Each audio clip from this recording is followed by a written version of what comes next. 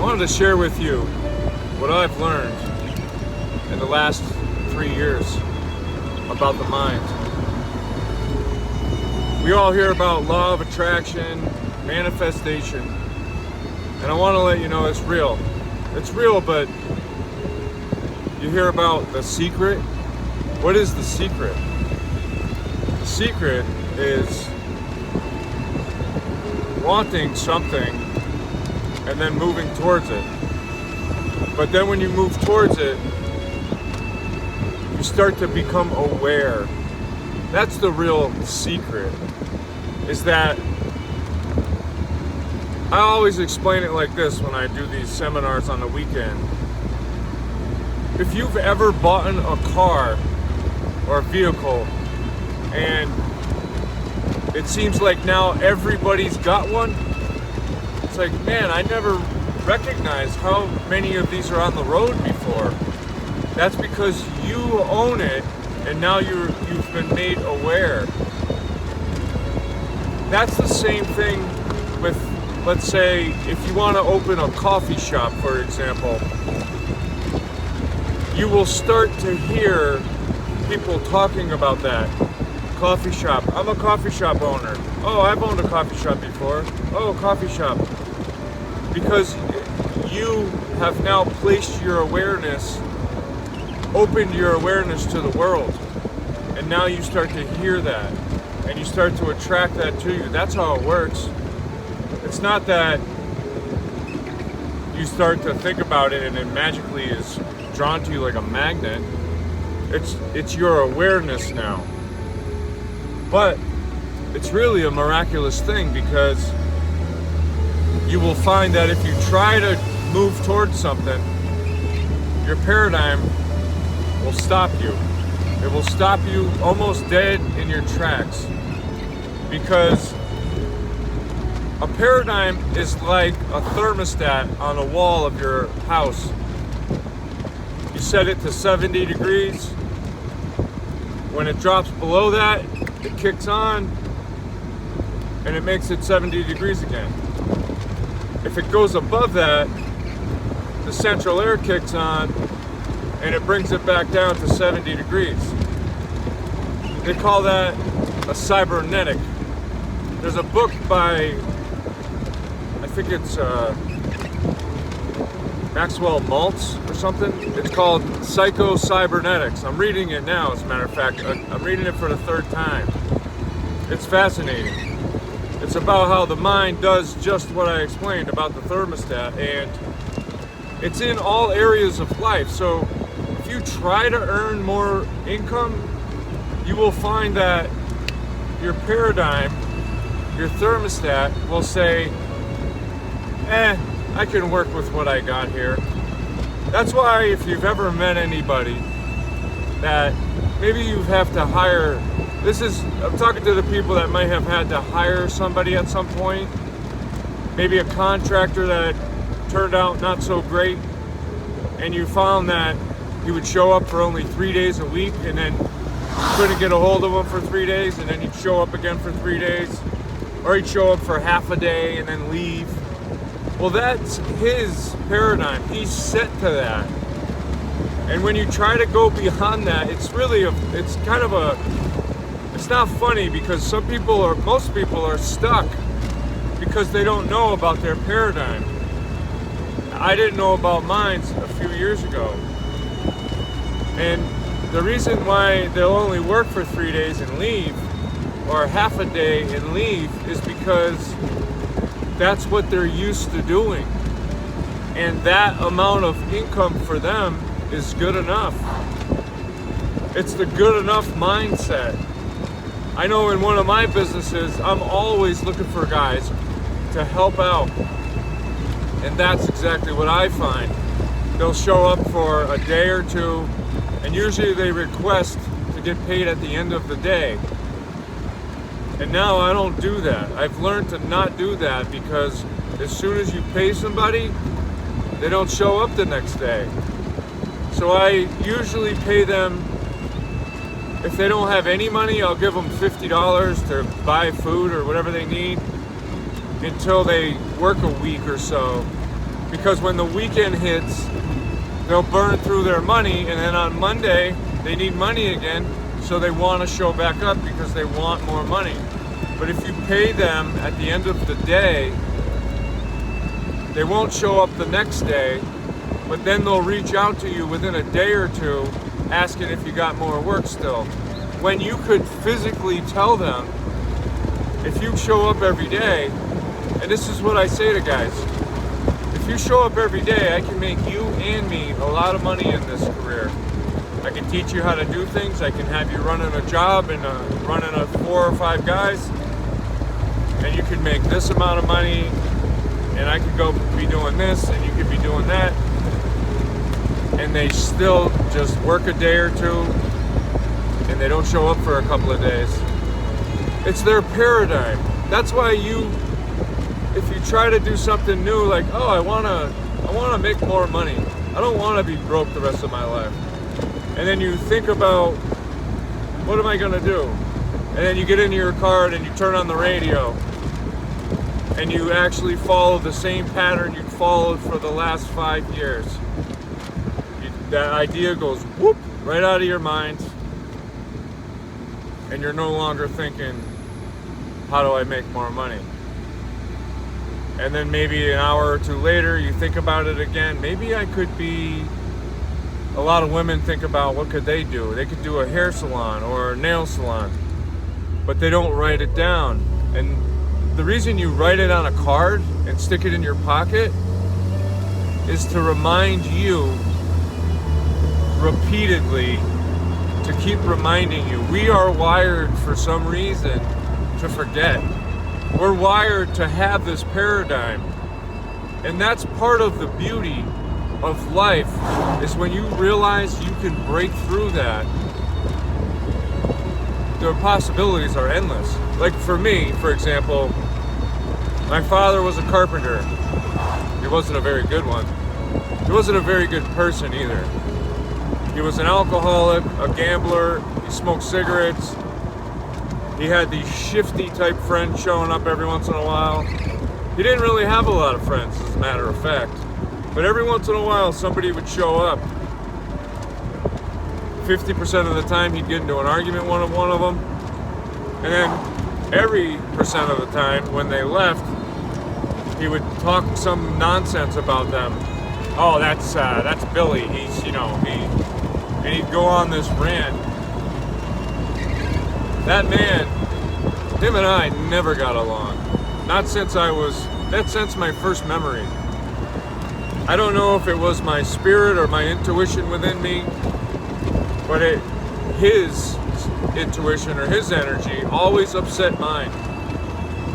He repelled me like a magnet, like a reverse magnet. And although he was my father, I don't feel like that, because he didn't do fatherly things. He actually did opposite of that. He was very mean and rude. And for a lot of my life, early on in life, until I was about 25,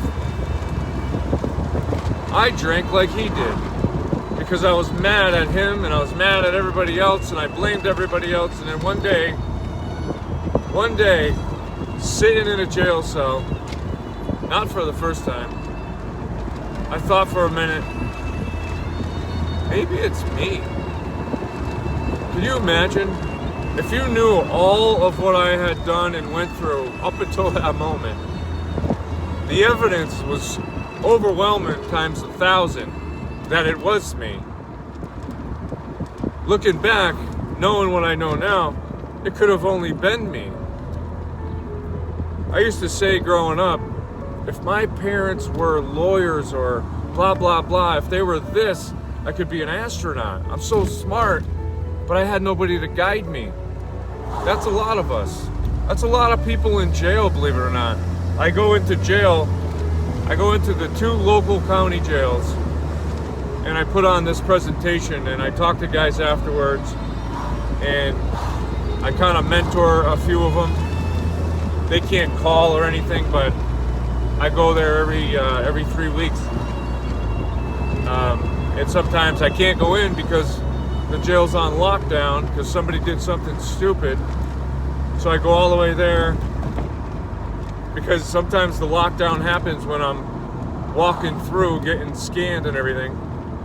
And you hear the alarms go off, and all of a sudden I went all the way there and I can't go in. I'll wait a little while and then I'll leave. But there's guys in there that have changed their lives around by following just this little bit of information. When you realize that you're the problem, that's not a bad thing. That gives you the understanding now that you are also the solution. I always say a prayer when I see a fire truck or an ambulance or a cop car. You never know where they're going or why they're going there. But if you want different in your life, guess what you got to do? You got to do different. You can't do the same thing over and over expecting the same different results. I think it was Einstein. Einstein says that's the definition of insanity. Doing the same thing over and over and over, expecting that you're going to earn more money by going to the same job. It's impossible unless you do more for the company. But here's a trick. Here's one trick this day and age. If you think of the world as a store, because that's all it really is. I didn't always have that understanding. This world is one big business. We're either selling somebody something or we're buying their products. And even if we're not selling products, we're selling ourselves to our jobs, to our families, to our society, to our neighbors. We're selling ourselves saying, here, this is who I am. Do you like me? And sometimes people fake that, and you meet them, several times and you realize, hey, this person's not who they really said they were. But we're either selling something or we're buying something. But we're always either providing a service or we're using a service. And when you think of that, think of the world as one big store. We each have our own little huts we go to at night to rest. We wake up in the morning and we go about our day again. If we work for a company, then we're selling our abilities to the company. See, this is what I can do for you, and that's when you get your paycheck. Or if you're self-employed, you're providing your service. In this business that I do with this shirt here, I provide home improvement services. Now, when I go to these vendors, these box stores and these other door vendors and window vendors, I have to sell a positive attitude to them, or else they're not going to want to give me the discounts, and they're not going to want to work extra hard to get me the deals. But if I nudge them in the elbow and say, hey man, how's it going? You're the best. Here's a Dunkin' Donuts card. I hope I don't get flagged for that. And, $20 little gift card could save me hundreds of dollars because it opens up because they're stuck at this job and they're stuck on their paradigm. And if I enlighten them in the moment, say, here, take this. Treat yourself to something, even if it's a coffee. It's not but little gestures like that will get you more in return than you've ever imagined.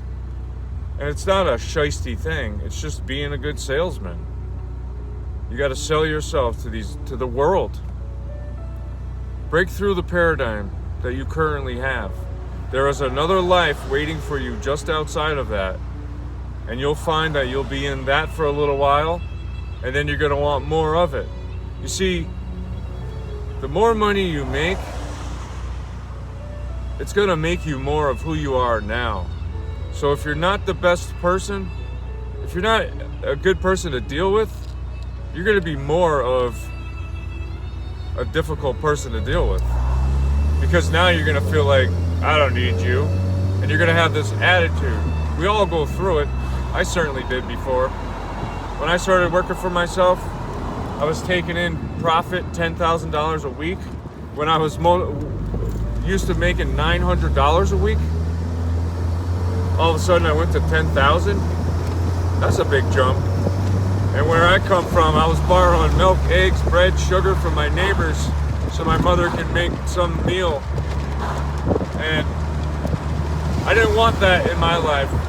I wanted more. When I was old enough to go out of the house and tell my mother, I'll be back later, which I was only about 14, I would walk. In the winters, I would walk around and I would shovel. And in the summers, I would rake and mow and do yard cleanup. At 14 years old, I wanted money. Not really money, but what I didn't want was to be poor like I was. And when my parents split up at age 14, it was me, my mother, and my brother. And we still struggled. I hated that. I hated the fact that I had no control over my life. If I wanted a new bike or I was coming up on the age of needing a car, my mother wasn't going to be able to buy me a car. But I wanted one. So actually at the age of 15, if you can imagine this, 15, because I think back and I'm like, why was I doing that stuff? How did I know how to do that? Somehow I learned, and I didn't have people around me doing this. I just learned it. I just always saw, I was always looking for a way out. And because I grew up poor, I would find the ways out. Even if there were little victories here and there. Looking back at that, that inspires me still today because I think to myself, the more money you earn, you're just at a different level of life. It doesn't necessarily get easier. You might have more money, but you actually have to work harder. And then when you get to the next level, you have more businesses, more responsibility. Then you have to work even harder. So it's not a question of making a certain amount of money and you're just gonna kick back on a beach chair drinking Mai Tais for the rest of your life. Plus, how long do you think you're gonna be able to do that before you have a stroke? I heard somebody say once, my dream is to have enough money. Well, first off, what is enough money? What is that number? Is it 10 million? Is it 10,000? I mean, you have to really come up with a number. You can't just, I want to be rich. What is rich? You want your name to be rich? Like, how much money is rich? What is your lifestyle? But the thing is, even if you were given a significant amount of money, the person you are now, if you're not good with money now, you're not going to be good with a lot more. That's what the Bible teaches us. In the parable, what is it? Luke 19:11. I just made a video about this the other day. It's called Minna. It's money. The word Minna breaks down to M-A-N-E-H. Minna. It goes from Minna to Mena. And then now we have the word M-O-N-E-Y, money. In that parable, the master gives 3 servants, each 10 minna. Let's just say $10. The master gives his servant $10 and says, basically, see what you can do with this, and I'll call for you in a short period of time. The time goes by, let's just say 3 weeks, 4 weeks. He reaches out, hey, go get these 3 guys. They show up. He says to them, all right, you, what did you do with the 10 bucks I gave you? The guy reaches in his pocket, pulls out the money and says, Master, you've given me 10. I've also made you 10. the master says, "Well done, my good and faithful servant. You were given little, now you will be in charge of much." And then he says to the second guy, "What have you done with the money I've given you?" And that guy pulls out the money and says, "Master, you've given me $10. I too have returned with 10 more. Well done to you also, my good and faithful servant. You too were given little, and now you too will be in charge of much." And so now the other guy, his face changes and he's worried. And the master points at him and says, "What have you done with the $10 I've given you? What have you done with the money you've earned? Do you have any of it left? Did you multiply it?" Because that servant reaches in his pocket, pulls out a handkerchief. It's kind of dirty, and he opens it up and says, "Master, you've given me $10. And I know that you are a harsh man. You are a wicked and evil man, and I feared that. So I didn't want to spend it, and I didn't want to lose it. So because of that, I put it in this handkerchief, and I buried it so that I would still have what you gave me. And now, I have still all of what you've given me."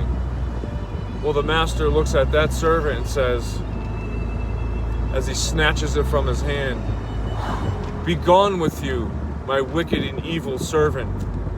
I've given you little, and now you will be in charge of nothing. You failed." And so he leaves. The parable is about being responsible, because saving your money isn't going to get you a future. You have to multiply it somehow. You have to learn ways to have your money working for you. I'll tell you this much. The stock market, when I first started learning about it, it was like gibberish to me. But it wasn't very far into researching it that I grasped an understanding of it. I chose 2 stocks personally. I opened up a Roth IRA, and I'll tell you that one account I just started last year. I've put into that one account, I think it's like just $10,000. I think it's 11 maybe. And the return on that already in the 1 year, I put in 11,000. The total in that account is 17,000. Now, had I done that at the age of 20 or 30, I'm doing it now at 47. So at least I'll have some of that on top of the money I've earned from these 3 businesses. But you could start now. Do the research. And that's what it's really about. It's about doing the research in your life, opening up multiple sources of income, because one is not going to do it. You're going to find that you're going to struggle. You're going to want things in life that you're not going to be able to afford, and your one income is not going to get you the lifestyle that you want, especially if you're still doing the same job 10, 15 years and you've not climbed up the ladder in any way. One job is not enough to live an abundant life. You will find that you will need to budget. You should be budgeting anyways, but you will find that this week you can't go out to eat because this week is that short month and you need more money. The inflation's going up, my mortgage is higher, my this, my that, and so on. But I want you to know you're worth it. Take this serious because it works. Learning is the only way that you will learn how to earn. To earn more, you have to learn more. The millionaire, billionaires, 100,000-aires, only have more information of how to do that. It's not that they know some magic solution. Well, I guess so. There's certain formulas for success. If you want to make $1 million, make that your mark. Because the person that you will become in that process will be able to now earn $1 million. Because coming straight out of high school, knowing only that information in life, you won't be able to do it. Most people don't ever learn after high school. Or they'll go to college for a thing, but then they stay stuck at that thing. As I was saying earlier, I'll let you go with this. When I was younger, what was I, 34? 10, 12, 15 years ago, I was working for the Carpenters Union. Now, most people would say, oh, that's a pretty good job. It's a pretty good job compared to not needing college, and you just show up, and because of a skill set, I could make a certain amount of money. But I'll tell you, $1,000 a week in my life is not enough. That's just not enough for me. I like to have things a little easier than that. And so one day I said to myself, I could be a business owner. And at the age of 34 or 35, I just did it. I'll tell you this, there was a bunch of learning that has happened from then until now. I realize now that you can't just get upset with the customer because they ask you to do extra. You don't have to do the extra. If it's not in the agreed contract, you don't have to do anything that's not in there. But if you do more than you're paid for, that will get you so much more. That will get you them talking about you as a business owner to their friends, to their community. I've gotten so many jobs word of mouth, so much more money from doing a couple of extra little hour things. The thing is, I enjoyed doing it. Even though I didn't physically charge them an extra $1 for it, I got rewarded. You get rewarded in secret. You get rewarded in public for what you do in secret. See, these are all the things I had to learn. I didn't have anybody teaching me. Find a mentor. That's the best thing you can do. We all need teachers in our life. We all need guides. We all need mentors. The business people all have mentors. Every single one of them. It's a life coach. You can't be successful without it. It's very hard to be successful without help. I'll tell you that. I tried that. It's like trying to swim upriver. Is it doable? Sure. It's a lot easier, like swimming down the river, if you have help. Remember, you're worth it. Keep growing. If you subscribe, I appreciate you. Get after it. It's your life. It's not theirs. Who cares about what they do? Who cares about what they say? If you're growing in life, your friends will no longer be your friends. It can't be. Because if you want more, better, different, you're going to have friends that are on the same mindset. Because your friends will pull you back down. Your family will pull you back down. So you might find that you have to limit your time with people or altogether break off from them. It's your life. Do you want to stay stuck doing what your mom has told you to do? Your father has told you to do? Your sister, your brother? Why would you do that? Oh yeah, you're right. That's true. Yeah, it is going to be hard. I'll just stay working here for $800 a week. Well, $800 a week is good. Yeah, it's good compared to where I came from as a kid, but it's not good when I'm looking at somebody else living their best life. That's what I want, my best life. And I know that's what you want. I'll see you there.